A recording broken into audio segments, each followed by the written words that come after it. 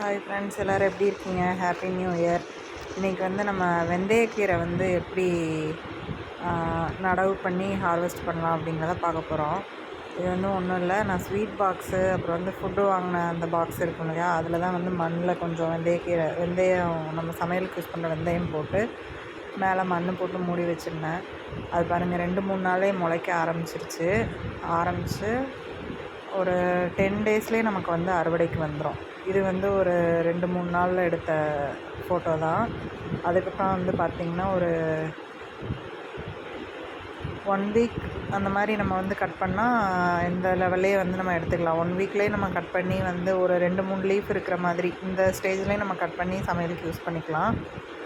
இல்லை அப்படின்னா ஒரு 10 டேஸ் வரைக்கும் நம்ம வெயிட் பண்ணோம் அப்படின்னா நல்லா நம்ம கடையில் வெந்தயக்கீரை கட்டு வாங்குகிறோம் இல்லையா, அந்தளவுக்கே வந்துடும். இது வந்து பார்த்திங்கன்னா நல்லாவே வந்து கீரை நல்லாவே வந்துருச்சு. அந்த கீரையோட லீஃப் எல்லாம் நல்லா சூப்பராக வந்துருச்சு. இந்த ஸ்டேஜ் வந்ததுக்கப்புறம் நம்ம கட் பண்ணி நம்ம வந்து பொரியலாகவும் பண்ணி சாப்பிட்லாம், பருப்பு போட்டு கடைஞ்சும் சாப்பிட்லாம். இல்லை வெந்தயக்கீரை புளிக்குழம்புன்னு ஒன்று செய்வாங்க, அது செம்ம டேஸ்ட்டாக இருக்கும், அந்த மாதிரியும் செய்யலாம். ஸோ நான் வந்து இந்த 3 மெத்தட்லேயுமே வந்து நான் வந்து மாறி மாறி யூஸ் பண்ணுவேன், வெந்தயக்கீரை வந்து செய்வேன். ஸோ வந்து 10 டேஸ் ஒன்ஸ் வந்து நம்ம இந்த மாதிரி இதை ஹார்வெஸ்ட் பண்ணிவிட்டு மறுபடியும் இதில் கீரை போட்டு வச்சிட்டோம், வெந்தயம் போட்டு வச்சிட்டோம் அப்படின்னா மறுபடியும் ஒரு 10 டேஸ்க்கு அப்புறம் வெந்தயக்கீரை ரெடி ஆகிடும். இந்த மாதிரி வந்து வீக்லி ஒன்ஸ் வந்து நம்ம வெந்தயக்கீரை எடுக்கிற மாதிரி எடுத்துக்கலாம். வேறு பெருசாக நம்ம இதுக்கு எந்த செலவுமே பண்ணலை.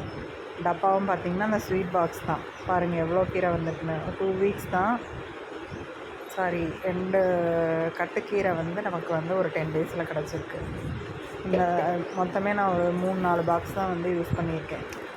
இந்த மாதிரி வந்து நீங்கள் எவ்ரி டைம் வந்து ஹார்வெஸ்ட் பண்ணி யூஸ் பண்ணிக்கலாம். Happy gardening.